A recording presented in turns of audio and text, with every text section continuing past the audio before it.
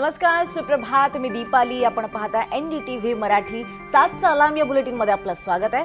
या बुलेटिनमध्ये राज्यासह देश विदेशातील घडामोडींचा वेगवान स्वरूपात आढावा घ्यायचा आहे आणि काही महत्त्वाचे अपडेट्स या सविस्तर स्वरूपात पाहायच्यात. मात्र त्याआधी एक नजर हेडलाईन्सवर. मुंढवा जमीन घोटाळा प्रकरणी पार्थ पवारांची चौकशी खारगे समितीच्या कक्षेत येत नाही. चंद्रशेखर बावनकुळेकडून खारगे समितीचा अहवाल विधानसभेत सादर.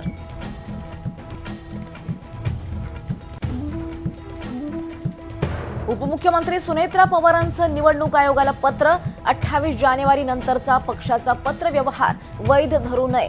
सुनेत्रा पवारांच्या पत्रामुळे राष्ट्रवादीच्या नेत्यांमध्ये खळबळ. अजित पवारांचा अपघात हा घातपात असल्यास कुणालाही सोडणार नाही. मुख्यमंत्री फडणवीसांचं निवेदन. तर विमानात स्फोटक पदार्थांचा अंश आढळला नाही. फडणवीसांची स्पष्टोक्ती. कर्नाटकात गुन्हा दाखल होणं बेकायदेशीर. महाराष्ट्राची मानहानी करण्यासाठी कर्नाटकनं FIR दाखल करून घेतली. फडणवीसांचा निशाणा. तर महाराष्ट्रात गुन्हा दाखल न झाल्यामुळे नाव खराब झालं. रोहित पवारांचं प्रत्युत्तर.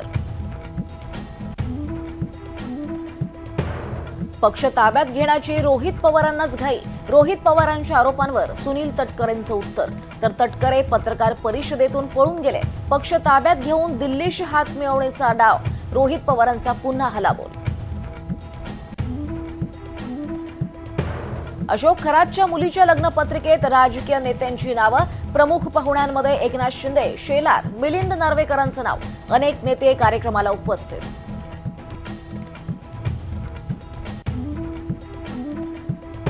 अशोक खरात प्रकरणातील माहिती असेल तर शासनाकडे द्या. मुख्यमंत्री फडणवीसांचं आवाहन.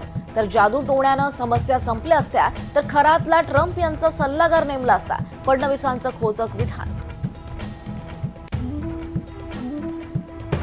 अशोक खरातने पहिली हत्या पत्रकार बाळू तुपेची केली होती. आमदार जितेंद्र आव्हाडांचा गौप्यस्फोट. तर खरातकडे अनेकांची माहिती. त्याचीही हत्या होईल. आव्हाडांना शंका.